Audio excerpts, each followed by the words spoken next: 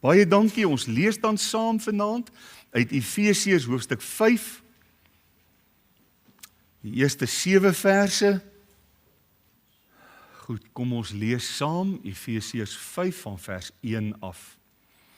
Wees dan navolgers van God soos geliefde kinders en wandel in liefde, soos Christus ons ook liefgehad het en hom vir ons oorgegee het as 'n gawe en 'n offer aan God tot 'n lieflike geur. Maar hoerery en allerhande onreinheid of hebsug moet onder julle selfs nie genoem word nie, soos dit die heiliges betaam. Ook nie gemeenheid of dwaase of lawwe praatjies wat nie pas nie, maar liewer danksegging. Want dit moet julle weet, dat geen hoereerder of onreine of gierigaard wat 'n afgodedienaar is, 'n erfdeel het in die koninkryk van Christus en van God nie. Laat niemand julle met ydel woorde verlei nie, want daardeur kom die toorn van God oor die kinders van die ongehoorsaamheid. Wees dan nie hulle deelgenote nie. Tot daar lees ons saam uit die kosbare woord van die Here. Ek gaan net vir ons ook in gebed voor, jy kan net so bly sit, dan vra ons dat die Here ons in hierdie aand sal seën. Dankie Hemelse Vader dat die opening van u woord vir ons lig bring, dat eenvoudiges, mense wat hulle self nie aanstel en vernaam wil wees en hoogmoedig is, daardeur wys gemaak word, wysheid by die Here kry. Dankie vir die gedeelte wat ons in hierdie aand kon saam lees, en ons wil bid en vra dat u dit in ons harte vanaand sal kom seën en heilig. Ons bid vir hierdie week se byeenkomste, van môre aand wat die groep EE 3 mense bymekaar kom, al 4 die vlakke, Dinsdag se dames, Woensdag se geleenthede, Vrydagoggend en dan weer sien ons uit na volgende Sondag wanneer ons die nagmaal gaan vier. Kom Here Jesus en maak van ons getuies daar by ons werk, op universiteit, op skool, waar ons ook al mag beweeg. En laat ons u naam groot maak sonder om bang of skaam te wees. Ons bid dit in die naam van Jesus met danksegging. Amen. Vanaand, na aanleiding van vers 1, wees dan navolgers van God soos geliefde kinders, wil ek graag met u praat oor die tema navolgers van God. Dit is nou nogal 'n unieke prentjie, en baie van ons het dit al beleef wanneer ons met ons kinders toe hulle klein was see toe gegaan het. Die van julle wat nog klein kinders in die huis het, sal dit ook nou nog kan geniet. En het ek altyd wanneer ek so in die sand stap en ek sien my kinders is hier agter my en hulle probeer in my voetspore loop, dan rek 'n ou bietjie jou tree en jy loop kronkels, en hulle probeer hulle uiterste bes om presies in pa se voetspore te loop. En dit is eintlik waaroor dit vanaand hier gaan, as Paulus sê, wees dan navolgers van God soos geliefde kinders. In Efesiërs 4 vers 24 het ons gesien dat ons in Christus 'n splinternuwe identiteit ontvang het. As Paulus sê, julle moet julle met die nuwe mens beklee wat na God geskape is in ware geregtigheid en heiligheid. En dit is eintlik die kruks van hierdie hele gedeelte. Dit is al wat u en my in staat kan stel om ware navolgers van God te wees. As die Here ons nie nuut geskape het nie, as die Here ons nie die wedergeboorte gegee het in Christus nie, sou ons vergeefs probeer het om navolgers van God te wees. Dan het ons daar in vers 25 tot 32 'n bietjie stil gestaan by ons woorde en ons emosies en konflik en vergifnis, en dit gaan eintlik in daardie gedeelte oor ons verhoudings met mekaar en met ander mense. En dan vanaand kom ons dan in hoofstuk 5 vers 1 tot 17 by ons lewenswandel.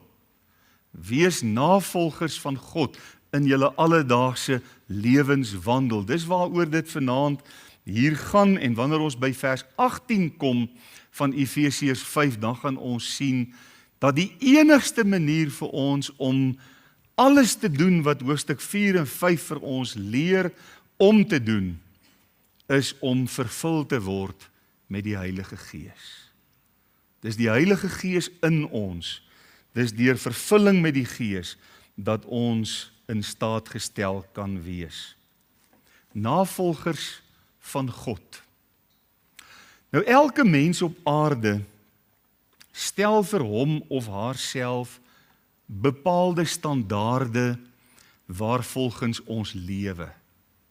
Party mense stel hoë standaarde vir hulle self op baie vlakke van die algemene alledaagse lewe. Ander mense se standaarde is miskien nie so hoog nie.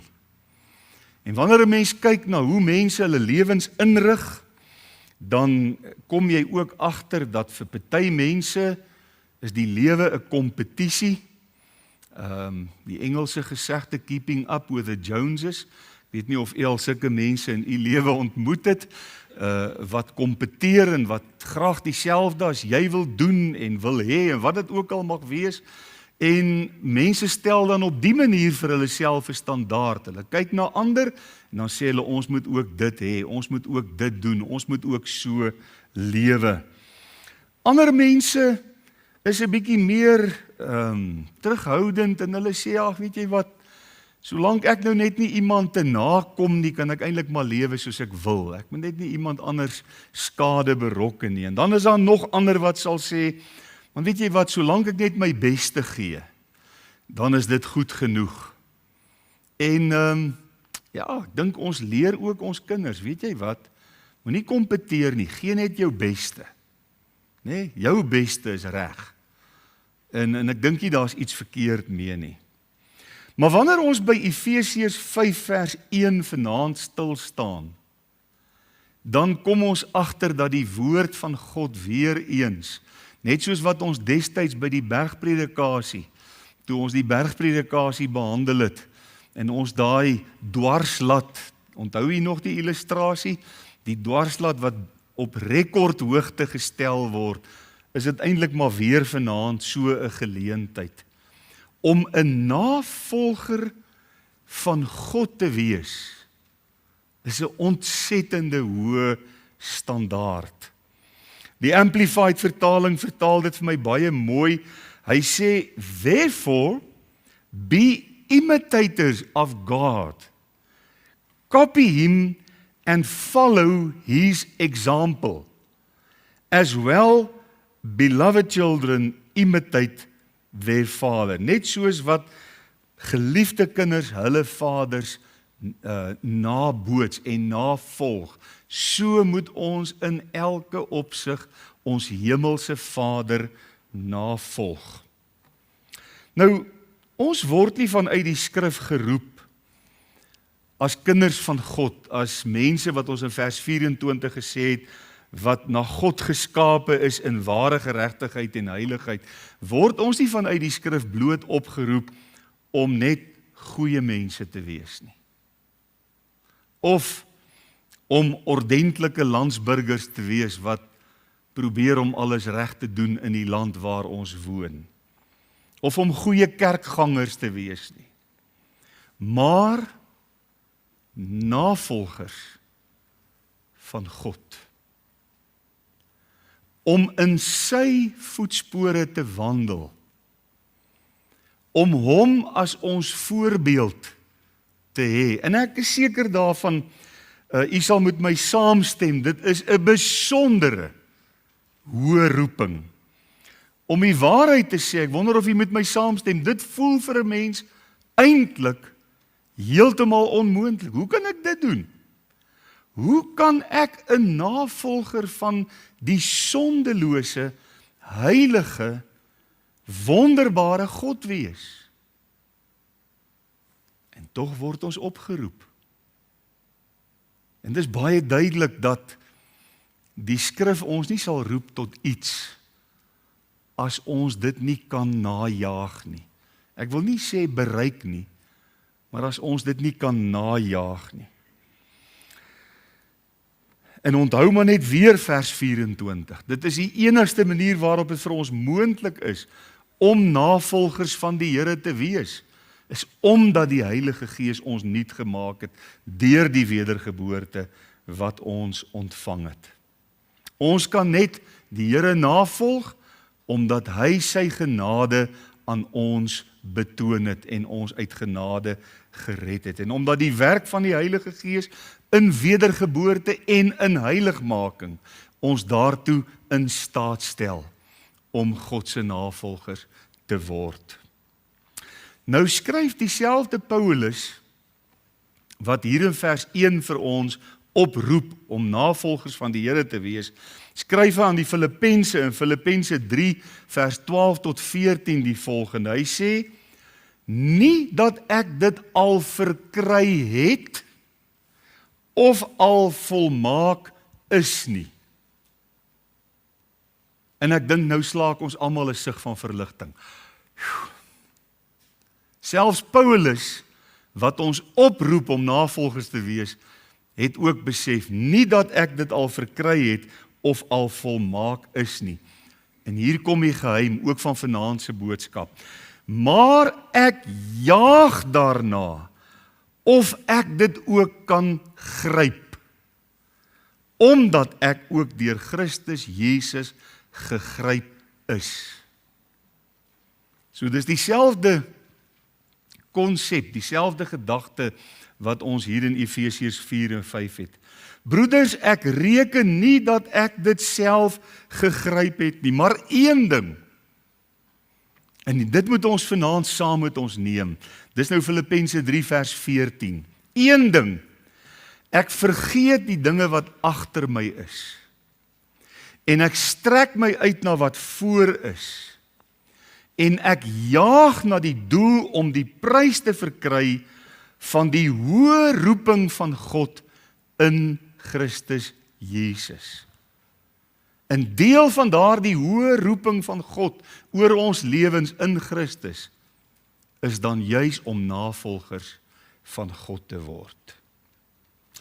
Nou wanneer ons na hierdie gedeelte, hierdie 7 verse voor ons kyk, dan gaan ons sien dat die apostel Paulus na 2 kante toe met ons werk.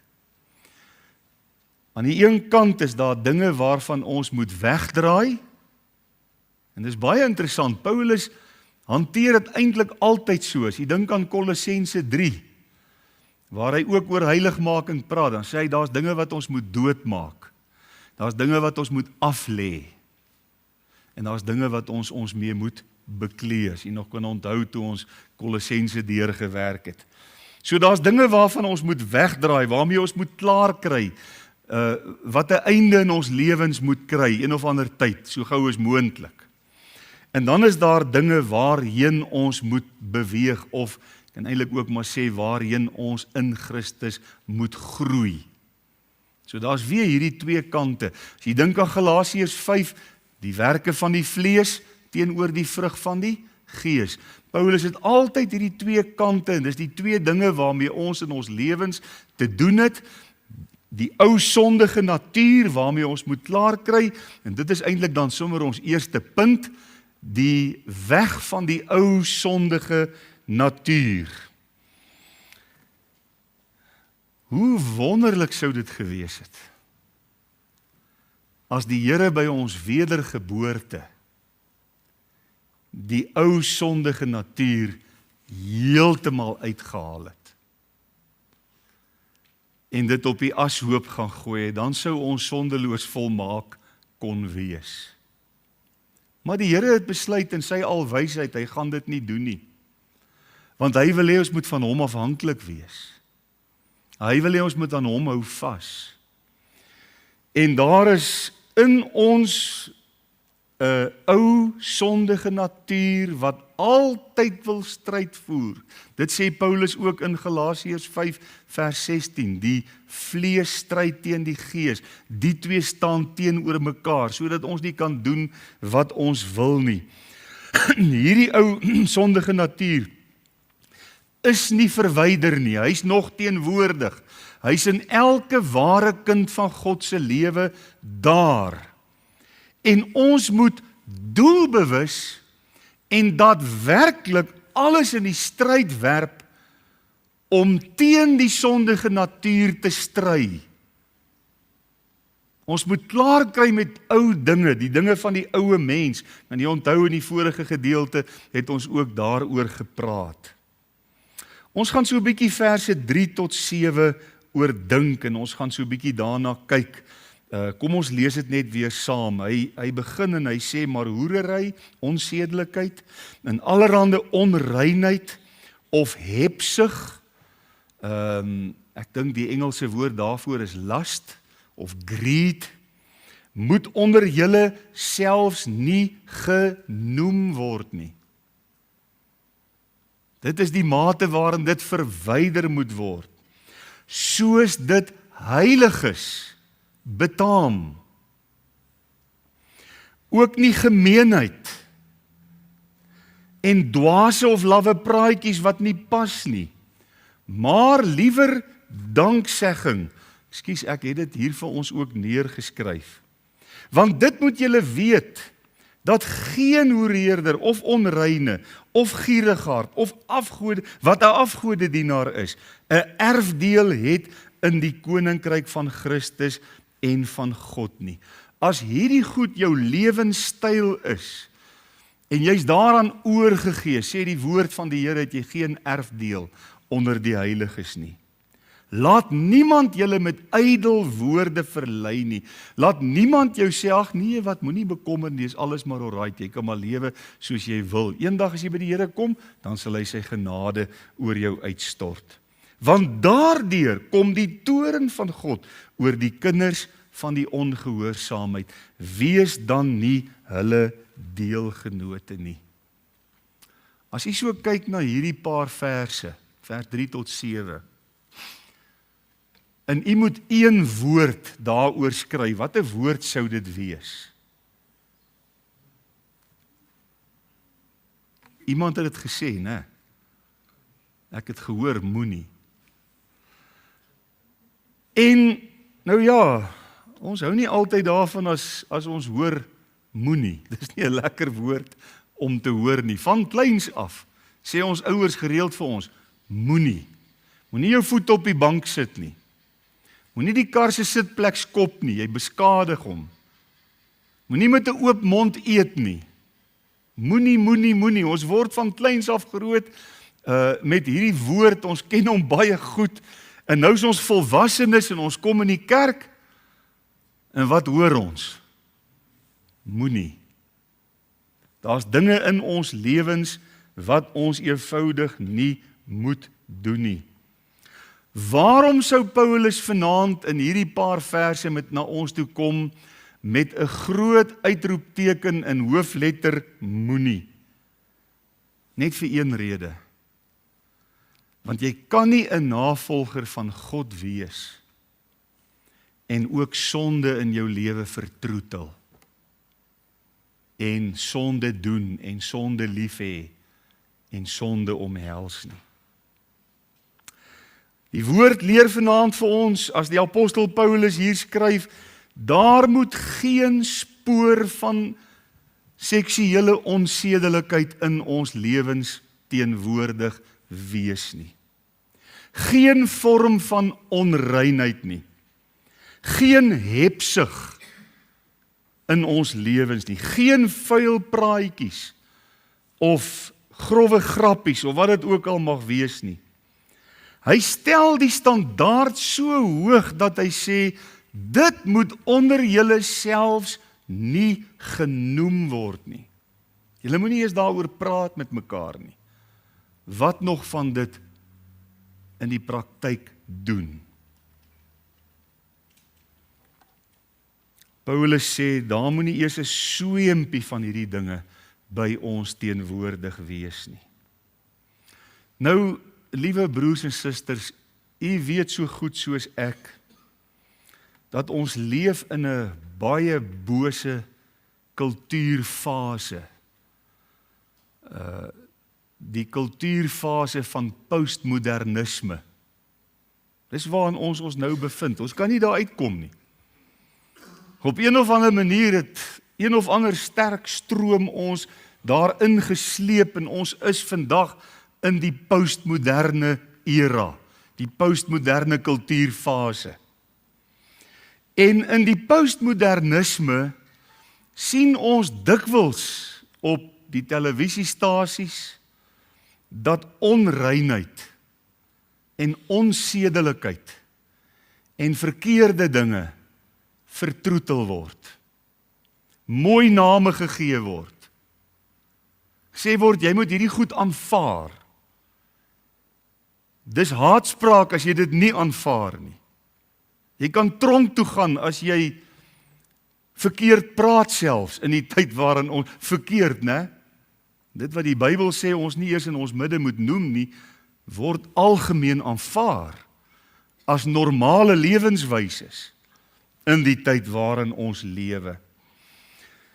Dis 'n tyd waarin, vergewe my as ek dit nou maar so 'n bietjie reguit sê, onder die belt humor vir mense verskriklik aanvaarbaar geword het. En wat's nou daarmee verkeerd? En hebsug word in die tyd waarin ons lewe sukses genoem. Nee, jy moet suksesvol wees, maak nie saak hoe jy suksesvol word nie. Maar die woord sê vir ons, moenie aan hierdie dinge enige deel hê nie. Ek dink ek kan die moenie nou maar afhaal. Wat doen 'n mens? Ek het vanoggend vir die katkesante ook gevra, toe ek met hulle gepraat het oor ek en my verhouding met die Here. En kom die vraag na 'n mens toe, wat doen jy daar waar niemand jou sien nie? Hoe praat jy wanneer jy saam met ongeredde wêreldse vriende is? Lag ek vir dinge wat God bedroef? Dis vrae wat ons onsself vanaand moet vra rondom hierdie groot moenie van Paulus. En ons moet vanaand weet, as Paulus hierdie moenie aan ons kom voorhou, dan is dit nie wettisisme nie. Dis ons identiteit wat hier tel, dis wie ons in Christus is, wat hier na vore kom. Diegene wat aan Christus behoort, leef anders. Dit bring ons by ons tweede punt. Strewe na die natuur van God, jaag daarna om God se voorbeeld na te volg. En ek wil graag, terwyl ons oor hierdie punt praat, wil ek graag net ter inleiding van hierdie gedagte 2 Petrus 1 vers 3 en 4 weer aan u voorhou. Ons het ook nou die dag in ons reeks uit 2 Petrus het ons hierby stil gestaan, maar kom ons skerp dit net weer in. Petrus begin en hy sê immers. Wat beteken hierdie woord immers? Beteken dat die Here het iets in jou lewe gedoen, daarom immers sy goddelike krag het ons alles geskenk wat tot die lewe en godsvrug dien. Dis duidelik, nie ons nie, nie ons hart probeer nie ons pogings nie. Sy goddelike krag het ons alles geskenk wat tot die lewe en godsvrug dien, deur die kennis van hom wat ons geroep het, deur sy heerlikheid en deug. En dan staan daar in vers 4, waardeur hy ons die grootste en kosbare beloftes geskenk het, sodat julle daardeur deelgenote kan word van die goddelike natuur. By wedergeboorte ontvang jy naas jou menslike natuur, en jou menslike natuur laat jou alles doen wat 'n mens doen. Dis ook nie sondige dinge nie. Ons tree soos mense op, omdat ons mense is, en omdat ons 'n menslike natuur het. 'n Hond tree soos 'n hond op, want hy het 'n hond se natuur. 'n Vark tree soos 'n vark op, want hy het 'n vark se natuur. So ons het 'n menslike natuur. Dan het ons ook deur ons grootoupa Adam 'n sondige natuur ontvang, wat ons heeltyd in die verkeerde rigting wil instuur. Wat ons heeltyd wil draai, weg van God, weg van sy wil, weg van sy woord, weg van hoe hy wil hê ons moet lewe. Hy wil hê ons moet vrede maak met sonde doen. Die woord sê ons kan nie dit doen nie. Maar dan het ons by ons wedergeboorte ook deelgenote geword aan die goddelike natuur. Nou kom ons terug by Efese. En ons kyk na hierdie punt, strewe na die natuur van God. Kyk na vers 2. En wandel in liefde, soos Christus ons ook lief gehad het, en hom vir ons oorgegee het, as 'n gawe en 'n offer aan God, tot 'n lieflike geur. Sal jy my verdra as ek hierdie vers nog eenmaal lees? Wandel in liefde, soos Christus ons ook lief gehad en hom vir ons oorgegee het. Ek wil hier graag na Efesiërs 5 vers 25 toe vat, daar hoor jy die ooreenkoms. Manne, julle moet julle eie vroue lief hê, soos Christus ook die gemeente liefgehad en homself daarvoor oorgegee het. Dit is amper identies dieselfde woorde wat hy in vers 1 en in vers 26 gebruik. Die lewe van 'n kind van God is nie net 'n hoofletter moenie nie. Dis nie al waaruit ons lewe bestaan, om van die oggend tot die aand die heeltyd waaksaam te wees, wat mag ek nie doen nie. Maar dis in besonder 'n lewe wat meer en meer soos Jesus word. Dis wat die Christelike lewe is. Wat beteken dit prakties? Leef 'n lewe van liefde. Ek en Dominee Woodford het nie by mekaar afgekyk toe hy gisteroggend met ons manne oor hierdie tema baie sterk gepraat het. Kosbare tyd gewees. Leef 'n lewe van liefde. Moenie deur leefwoorde mislei word nie. Moenie deel hê aan mense wat sonde normaliseer nie. En maak asof dit niks is nie. Wees heilig. Wees barmhartig, wees vergewensgesind, wandel soos Jesus gewandel het. Weet jy, daar's vir my 'n ding, ek en Annetjie het dit gesien toe ons my skoonsussie op die lughawe gaan haal het 2 weke, 3 weke gelede, ek kan nou nie presies onthou nie. Toe kom daar van voor af 'n Indiër gesinnetjie aangestap en hulle praat. Jy kan jou oë toemaak en jy kan hoor dit is Indiër mense. Hulle het 'n unieke manier van praat. En daar's 'n ou klein dogtertjie in hulle midde, sy seker 3 jaar oud. En sy begin praat, en raai wat? Sy klink nes haar ouers. Presies dieselfde aksent. Waar kom dit vandaan? Wel, 'n kind leer in die huis deur sy pa en sy ma na te boots. Van geboorte af hoor hulle hierdie klanke. En wanneer hulle begin praat, dan maak hulle daai klanke presies net soos jy dit doen. En dis hoekom 'n klein Duitsertjie net 'n Duitser klink. En 'n klein Amerikanertjie net 'n Amerikaner klink. En weet jy wat is aangrypend?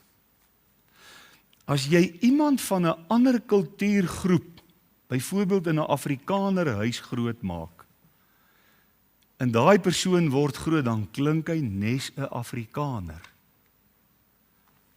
Want hy hoor in die huis, en hy boots na, hy volg na, hy doen wat hy hoor, hy doen wat hy sien.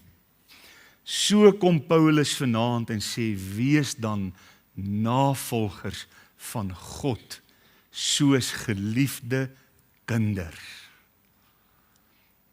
In die huis van God moet ons hom hoor, moet ons sy voorbeeld sien, en moet ons dit nastreef. Wat sien mense wanneer hulle na ons kyk? Is ons, soos ons Here Jesus, vol van barmhartigheid, bereid om te vergewe, sagmoedig? Sien mense die waarheid van God in ons lewens? Sien hulle reinheid? Want dit is wat ons moet hê as ons Vader navolg, soos geliefde kinders. En dan in die derde plek, hierdie boodskap is 'n radikale boodskap in 'n korrupte wêreld. Hierdie boodskap wat ons vanaand aanhoor, het met die wêreld daar buite geen ooreenkoms nie. En die van ons wat die wêreld ken en weet hoe werk die wêreld, glo ek sal saamstem. Ons moenie vir 'n oomblik vergeet dat Paulus skryf aan mense wat uit 'n verdorwe heidense kultuur gekom het. As u 'n bietjie gaan oplees, daar's wonderlike Bybelse ensiklopedieë wat vir jou vertel wat het in die kultuur van die Efesiërs in daardie jare gebeur. Tempelprostitusie, met ander woorde binne in die tempel van Diana, het hulle hierdie verskriklike dinge gedoen. Dit was 'n losbandige wêreld. Dit was 'n wêreld waarin sonde doodnormaal was.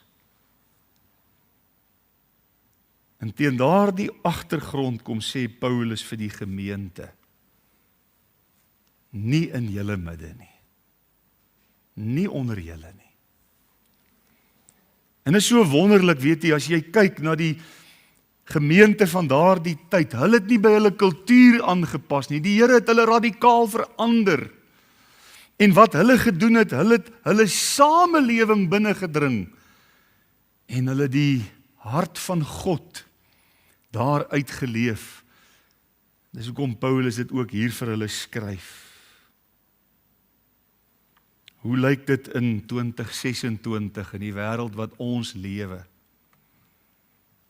Met sy verskriklike liberale, vrysinnige, goddelose agenda. En daarom moet ons as kinders nie vra, wat is aanvaarbaar vir die samelewing? Jy weet, daar's baie kerke wat sê ons wil graag mense trek na die kerk toe. En dan begin hulle vra, wat sou die mense daar buite van hou hier in die kerk? Kom ons verander ons musiek. En dan klink dit net so 'n rockkonsert as jy in die kerk inloop. En dis oor en oor bewys, daar's empiriese bewyse daarvoor, dat wanneer kerke dit begin doen, het hulle geen impak op die samelewing nie. Dan het die samelewing 'n impak op die kerk. Charles Spurgeon was in sy later jare betrokke in die Baptiste Unie waarby hy predikant was. En die van u wat dit al gelees het sal weet by die sogenaamde downgrade controversy. Hy het gesien dat die kultuur van die samelewing die kerk wil infiltreer en hy het die kerk gewaarsku, hy het gesê julle moenie toegee aan hierdie druk nie, ons moenie toelaat dat die kultuur van die wêreld in die kerk inkom nie. Weet jy wat het hulle met Charles Spurgeon gedoen? Hulle het hom afgelag. En dit was nie baie jare na sy dood nie. Toe lyk die kerk in Engeland nes die wêreld. Waar is hulle vandag? Wat het gebeur? Minder as 5% mense gaan nog kerk toe. Ons moet 'n verskil in die wêreld gaan maak. Nie die wêreld toelaat om 'n verskil in ons midde te kom maak. En dan die laaste gedagte, sê Paulus, ons moenie God se genade misbruik nie. Daar was mense in Efese wat gesê het, ag, solank my hart reg is, kan ek in my liggaam doen net wat ek wil. Dis verkeerd. Dis nie wat die woord ons leer nie. Of, mense het gesê, ag wel, God vergewe tog ons sondes, so, sy genade sal oorvloedig wees, kom ons leef maar lekker voort. En toe skryf Paulus vir hulle in Romeine 6, sal ons in die sonde bly, sodat die genade meer kan word? Nee, stellig nie. Genade gee ons nie 'n lisensie om losbandig te lewe nie. Genade doen die teenoorgestelde. Genade is God se krag om heilig te leef. Dis wat genade doen. Ons moet nie genade verwring deur te sê, ag, weet jy wat, ons kan maar doen wat ons wil. God se genade is tog so groot. Nee, dis juis, wat sê die lied, genade onbeskryflik groot, het u aan my bewys. En dis die genade van God wat ons in staat stel, wat ons bekragtig om vir die Here te lewe. In Galasiërs 5 vers 13 skryf Paulus, want julle is tot vryheid geroep. En net toe die Galasiërs wou uitjubel, dankie, nou kan ons doen wat ons wil. Toe skryf hy, broeders, gebruik net nie julle vryheid as 'n aanleiding vir die vlees nie, maar dien mekaar in liefde. Het is wonderlik hoe die verskillende briewe van Paulus by mekaar aansluiting vind. Ons liggame is tempels van die Heilige Gees en ons almal weet dit. Ons hele lewe, liggaam, siel en gees, behoort aan die Here. Kom ons sluit af. In hierdie 7 verse het God se woord vanaand 'n standaard kom stel. Is dit 'n onmoontlike standaard? In eie krag verseker, wees navolgers van God.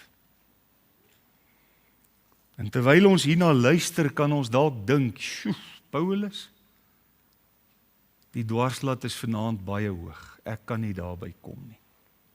Maar onthou, hierdie opdrag kom na 'n mens toe na jou redding. Nadat die Heilige Gees die wedergeboorte in jou hart bewerk het en jou dan in staat stel om heilig vir God te lewe. Kinders op aarde lyk soos hulle vader, praat soos hulle ouers. En ek wil vanaand afsluit deur die begeerte uit te spreek, en ek dink dit is ook God se begeerte vir ons elkeen, dat die mense in ons huise, in ons werkplekke, in ons gemeenskap, daar by die winkel waar ons inkopies doen, op universiteit, op skool, iets van God se karakter in ons sal raak sien. Nie sondeloos volmaak nie, ons kan dit nie wees nie, vergeet dit. Ons gaan altyd die sondige natuur hê tot die Here ons verheerlik. Maar in opregtheid, in ware geregtigheid en heiligheid, waar volgens die Here ons, volgens vers 24, herskep het. Liefdevol. Somme net anders. Wees dan navolgers van God, soos geliefde kinders. Amen. Here Jesus, baie dankie dat ons voor U kan buig in afhanklikheid. En ons wil vanaand soos 'n koor uitroep, Here, ons kan nie. In eie krag is dit net nie moontlik nie. Dis 'n verskriklike hoë standaard. Ag Vader, wil U ons harte reinig. Wil U ons vervul met U Heilige Gees.